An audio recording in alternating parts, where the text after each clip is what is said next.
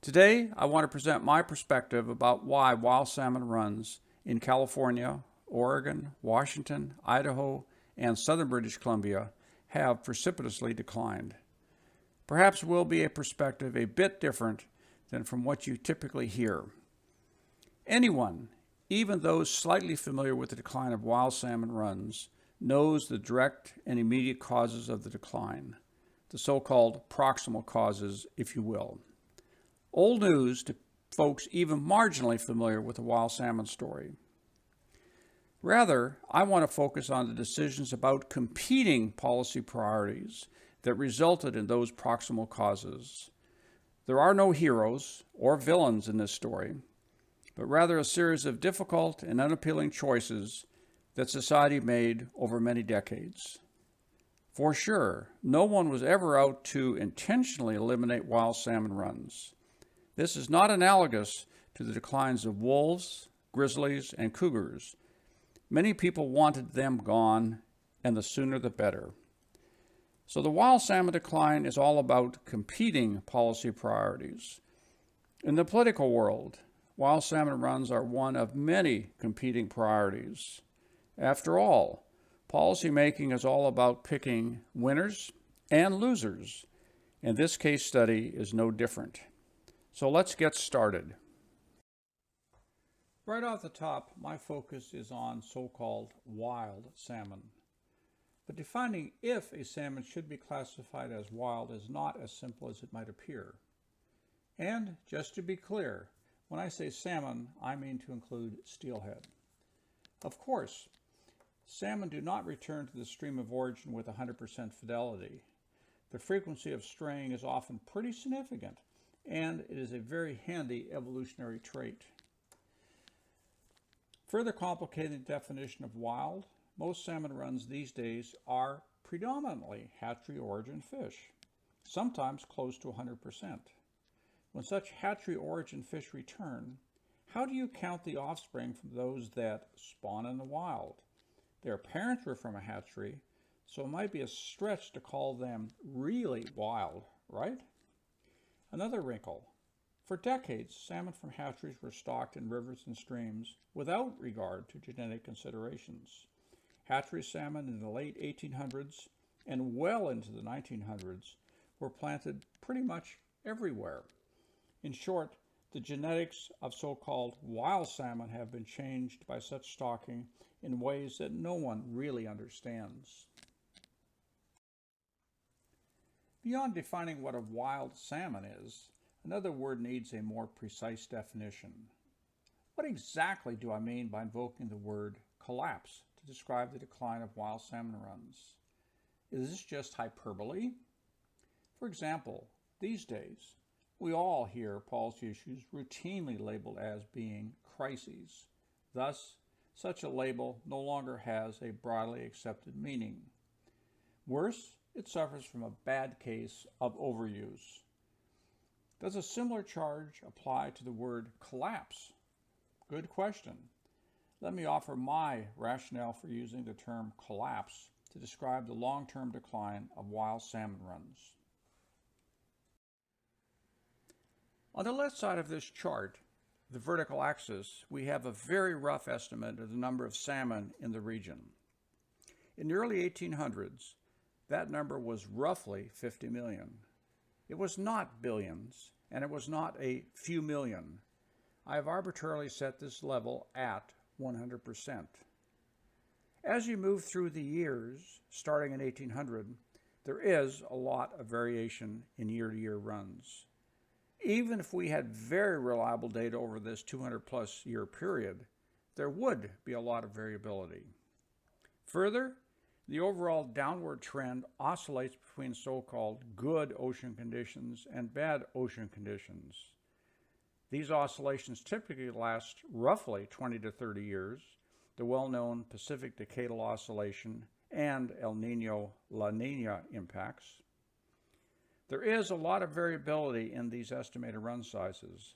However, the long-term trend is clearly downward, and now runs are typically from 0% to 3% of the 1800 level. I doubt any of this surprises you. For sure, salmon no longer occur in approximately 40% of the original locations. Further, most runs are primarily hatchery origin salmon, not wild salmon. No surprises, right? So collapsed, the way I'm using the word, means wild runs somewhere between extirpated and 3%, which is almost all the wild salmon runs in these 4 states. So when I used collapsed to describe the current situation, it's not an exaggeration. One additional point to emphasize is that short-term trends are often misleading. For example, if you only had 20 years of run data from the years represented by the downward white arrow, a naive salmon manager might sink into despair. Or, conversely, the 2 decades of run data described by the white upward arrow may lead the same salmon manager to break into multiple choruses of happy days are here again. So, watch for the allure of overinterpreting short-term trends in salmon numbers. A few decades of data is often misleading when assessing the long-term status of salmon runs. Don't fall into this trap. Okay, what caused the runs to trend ominously downward? After all, no one was out to eradicate salmon, right? So what happened? The answer is found in the policy choices that society made when faced with a whole suite of real-world challenges. Political scientists typically label these choices policy drivers. Conversely, those of us who are scientists, managers, or policy advocates tend to focus on the so-called proximal influences. Proximal influences are the mechanisms that directly affect salmon runs. Most of us scientists tend to stay clear of policy drivers, and for good reason. For example, supplemental hatchery stocking of salmon rarely, if ever, strengthens wild salmon runs. Scientists have worked this out pretty clearly, but such stocking continues. More science will not likely change anyone's mind. Why? It has to do with policy drivers.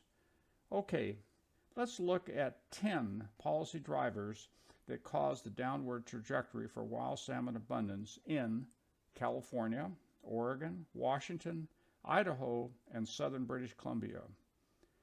I'll start about 200 years ago, soon after Lewis and Clark completed their epic journey. The first reason for the decline of wild salmon took place in the early 1800s, largely the result of fashion and business competition. The fashion, of course, was the beaver hat, and a main source of beaver pelts was Western North America, particularly Oregon, Washington, British Columbia, and Idaho.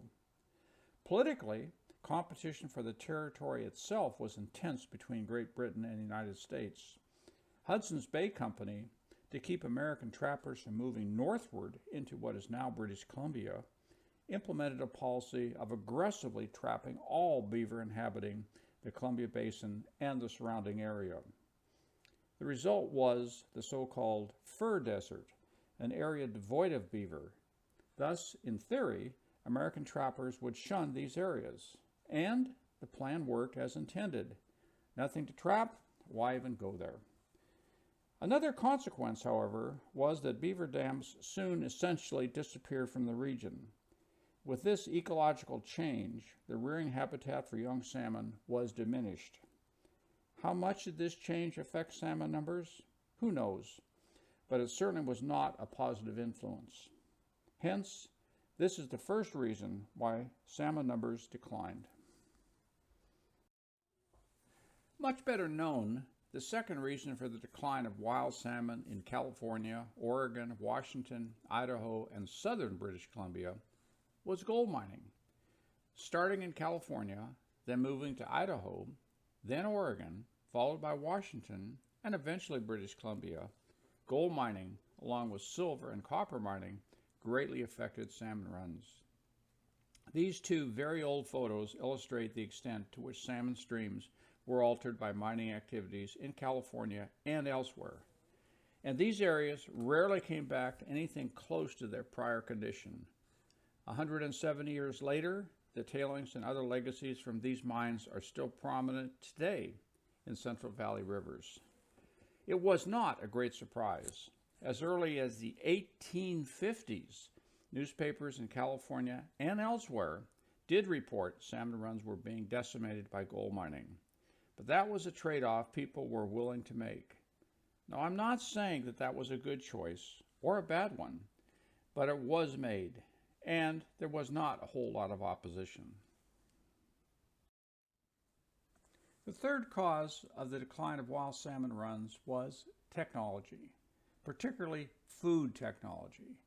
A major constraint on the number of salmon that can be caught and sold is preserving the product.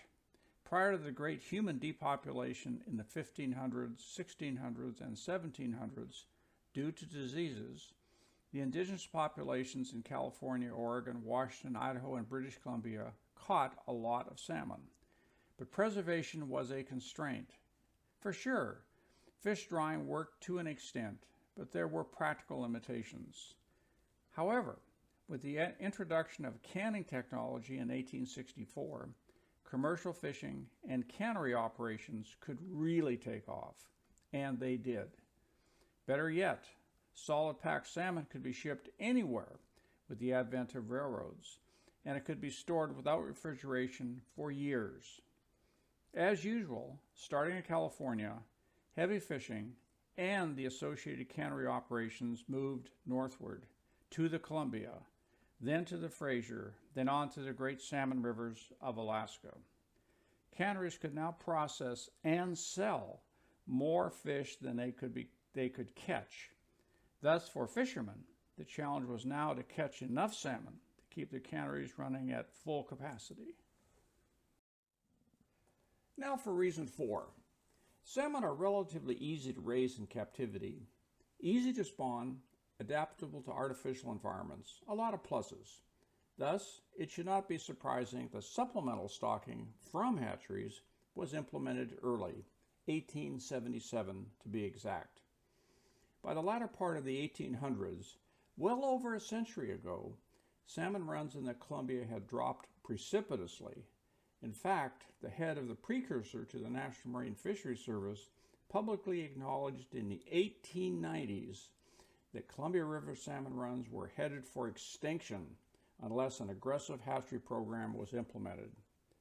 Remember that the first main stem dam on the Columbia had yet to be completed, not until 1933 to be exact. Thus, prior to this first dam, salmon runs were already reduced by roughly 80 to 90%. So, if the public policy goal is to restore wild salmon runs, stocking from hatcheries clearly did not achieve this. Conversely, if the public policy goal was to sustain hatchery-supported runs at a level to support some fishing, then hatcheries achieved this. Like all tools in fisheries management, hatcheries are not inherently good or bad. It all depends on what someone is hoping to achieve. Reason 5.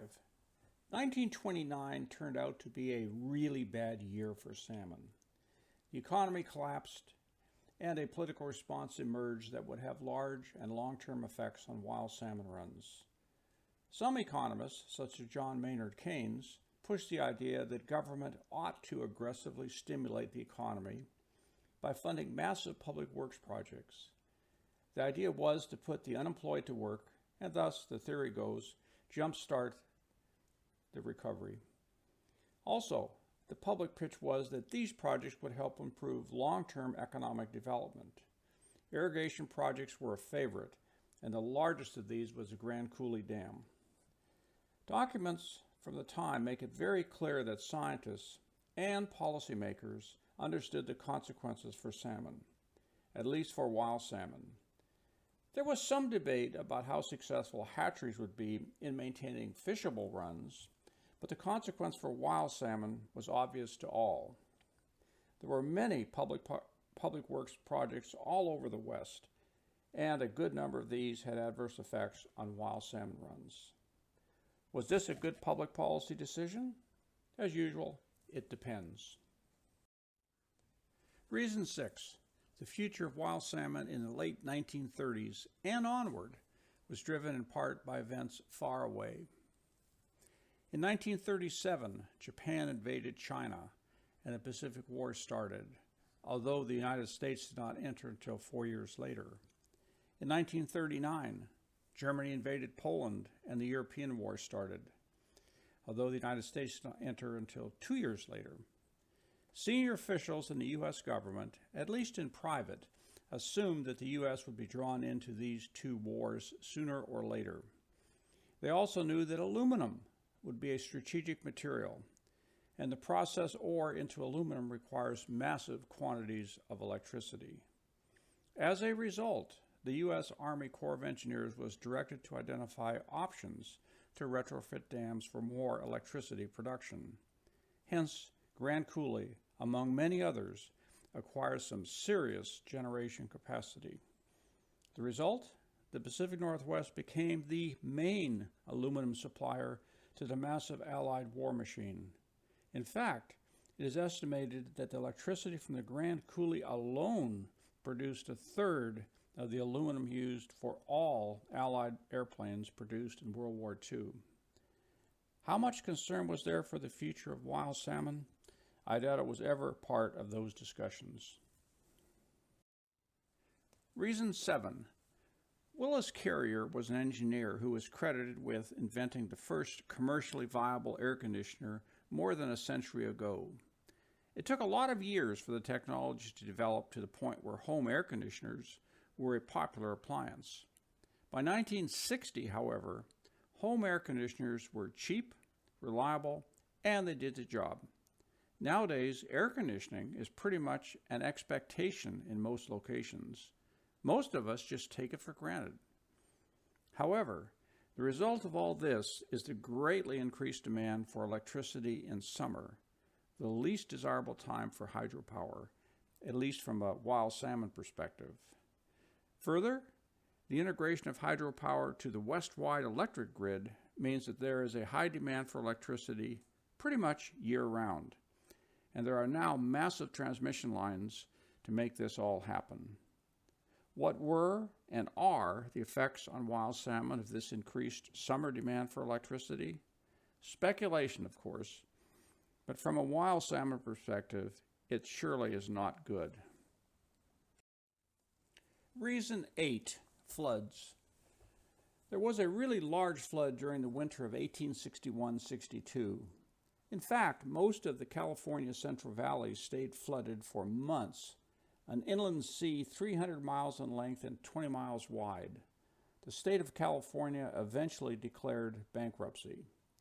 The same flood had a similarly devastating effect on the Pacific Northwest. For example, many of the original towns along the Willamette were wiped out. Across from Corvallis, for example, the town of Orleans was washed away completely, never to be rebuilt. Well, another big flood happened in 1948, but this time there were many more people with a much bigger footprint. The effects were widespread and serious.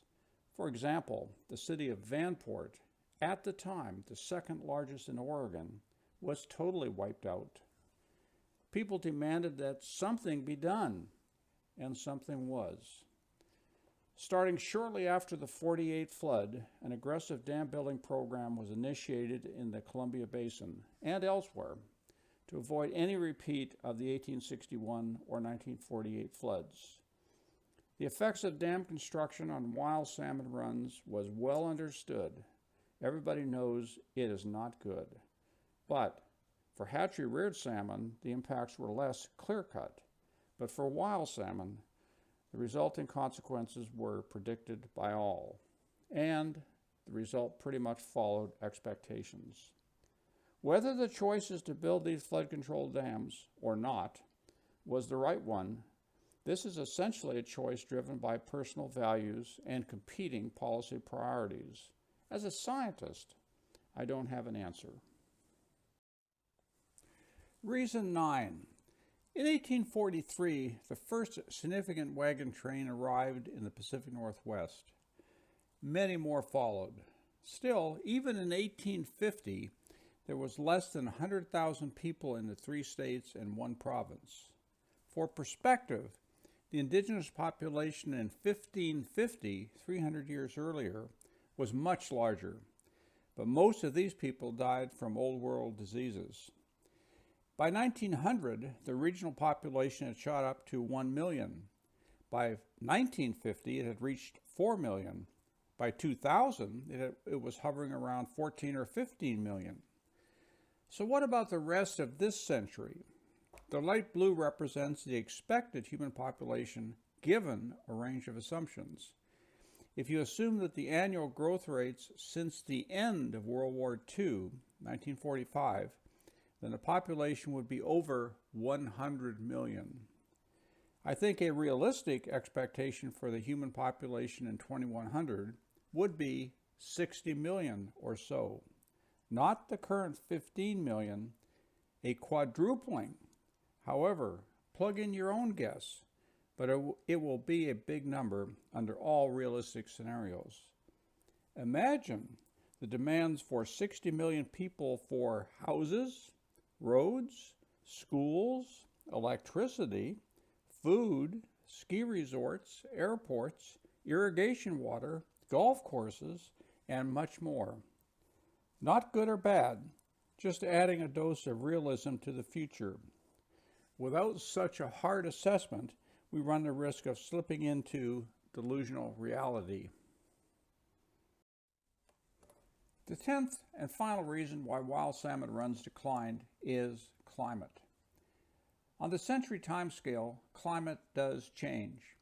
This is not to say that the recent changes in climate today are not in part due to human activities, but when assessing the abundance of salmon, no one should expect climate to be static. For example, look at this graph of climate in the Central Valley of California. At the bottom, starting around the year 800, you can see that average temperatures were relatively warm for 400 or 500 years, a period commonly called the medieval warm period. This was not a great period for salmon in California, and likely the Pacific Northwest. Runs would be low. This was a time of the mega droughts that lasted 100 years. Around 1300 or so, average temperatures began to decline, a period labeled the Little Ice Age.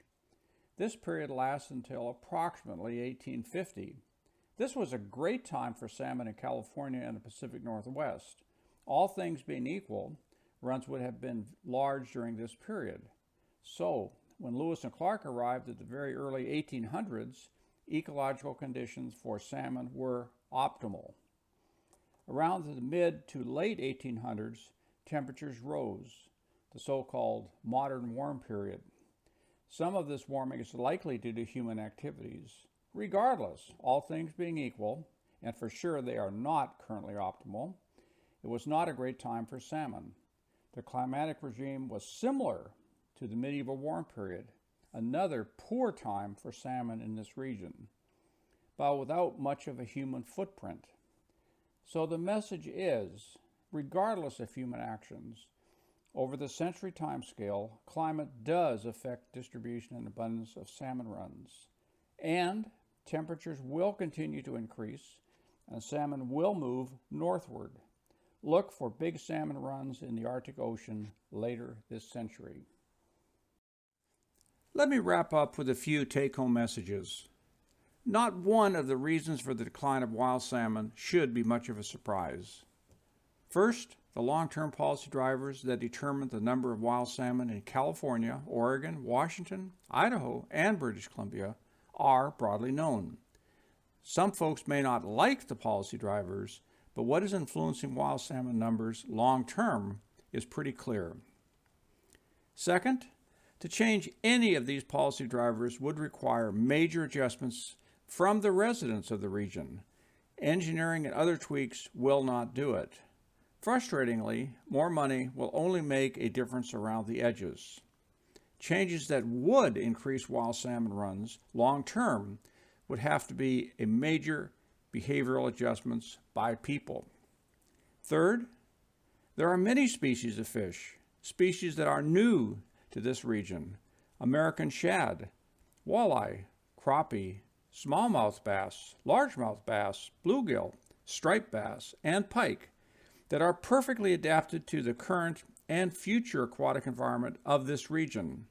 And these species are thriving. This was to be expected. Finally, I'll close with a tongue-in-cheek suggestion, but one worth thinking about. Because shad are now, by far, the most common anadromous species returning to the Columbia Basin, and in much greater numbers than salmon, including hatchery-supported runs, just perhaps, just maybe, that salmon advocates ought to consider renaming the American shad as the American salmon, and declare victory. After all, what is so important about an adipose fin? My conclusion? For those involved in salmon policy issues, for sure, avoid the pull of pessimism, and equally, dodge the allure of delusional reality. Rather, acknowledge honest, accurate, perhaps unwelcome, scientific and policy reality. Thank you.